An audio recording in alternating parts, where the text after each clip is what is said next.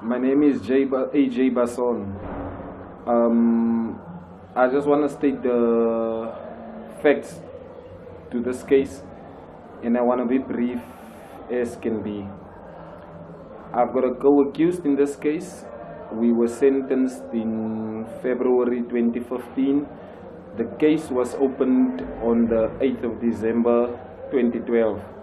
We were charged for rape, robbery, indecent assault, kidnapping, and assault GBH. Now, there are 3 plaintiffs in the case, 2 women and 1 man. But I'd like to start with the rape charges. So, it is alleged that we've raped the 2 women that were 23 years and 24 years old respectively by the time the alleged crime took place.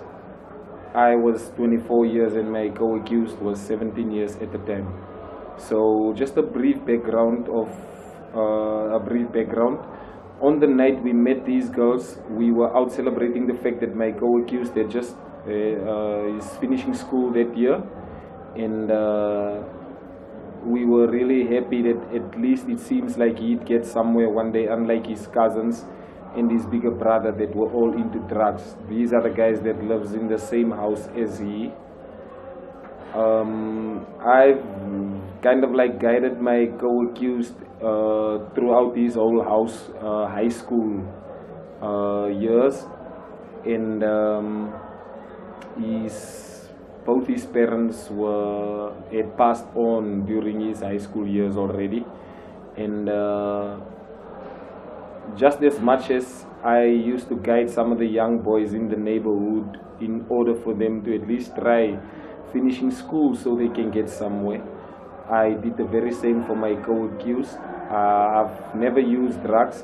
I haven't completed school, but I tried my best at least not to use drugs or end up in prison or stuff like that. I've always tried and gotten a job or something like that, although I also used to do crime like robberies and stuff to get some money. I'm also no angel. Yes, I did some bad things to get some money, but rape wasn't even one of the things I've ever thought I'd do. And just as much as I've promised myself that I'll never smoke drugs in my entire life, because I've seen what it does to the people around me. To this day, I haven't smoked any drugs. I smoke weed and I don't consider it a drug, I consider it a herb. I've made a promise to myself that I'll never commit crimes such as rape and murder. So I've kept that promise. I haven't committed such crimes until now, although I've been charged and found guilty of rape. Yeah, so we were convicted and sentenced on multiple counts of rape. I was found guilty of 6 counts of rape and my co-accused was found guilty of 4 counts of rape. We drank with these girls. We were out having fun the night. We took them to my house. They came with us voluntarily. We drank further. We ended up having sex with them. I slept with Caroline Peters. I only had sex with her. My co-accused slept with Loretta Draver and he only had sex with her. Now, it is alleged that we have raped them interchangeably. At the alleged scene 1, seen here in the photo, it is said that we have raped them there first and then changed them and continued raping them. And it is alleged that we then took them to another scene on this photo on the screen right now, where it is said we've raped them again and then changed them and continued raping them.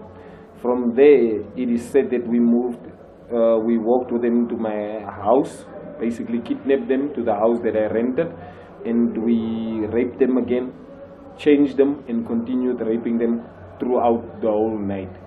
Now, we've maintained it from the start that we didn't rape these women. We have slept with them with their permission, and we were out having fun on the night.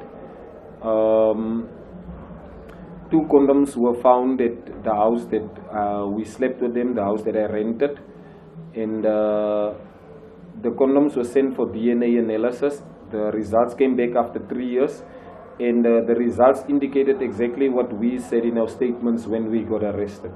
that I only had sexual intercourse with Caroline Peters and that my co-accused only had sexual intercourse with Loretta Driver. The condoms were also tested for friction, and based on what the forensic expert said, she said that the friction found on the condoms can be caused even by rubbing a condom a couple of times like this.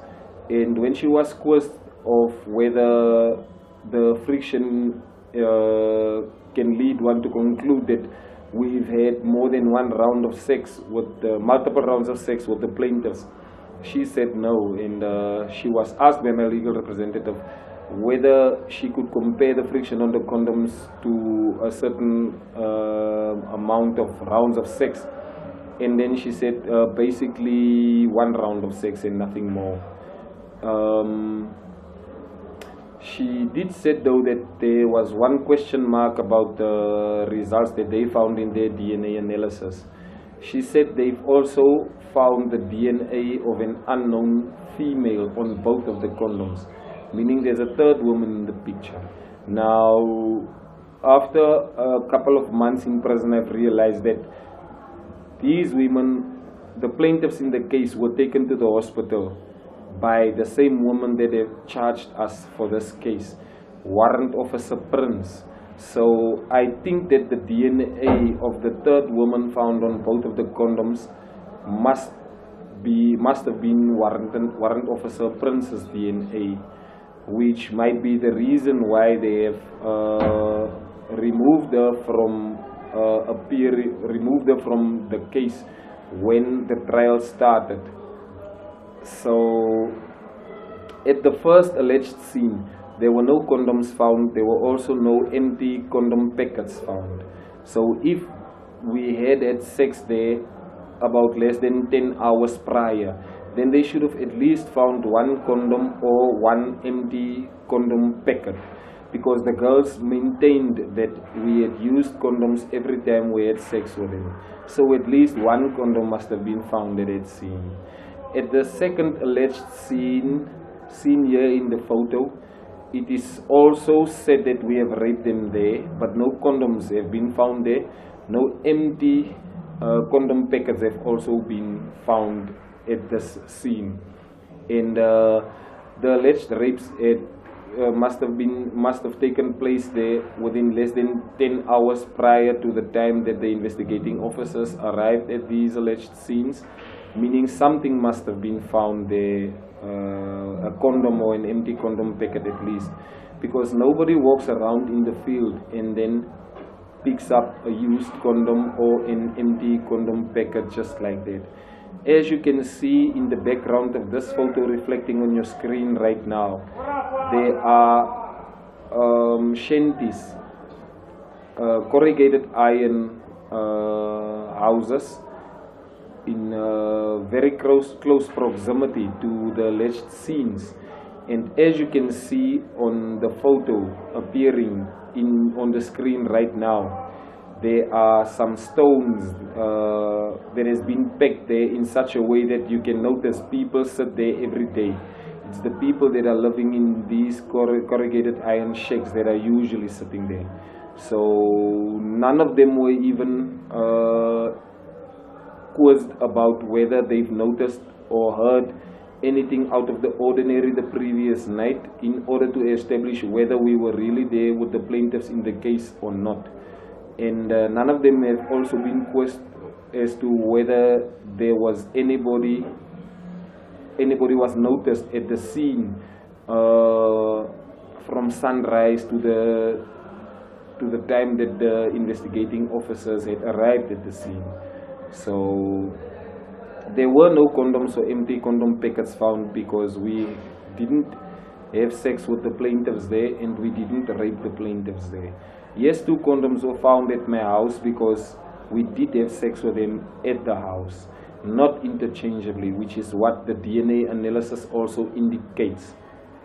So yeah, that's on the rape charges.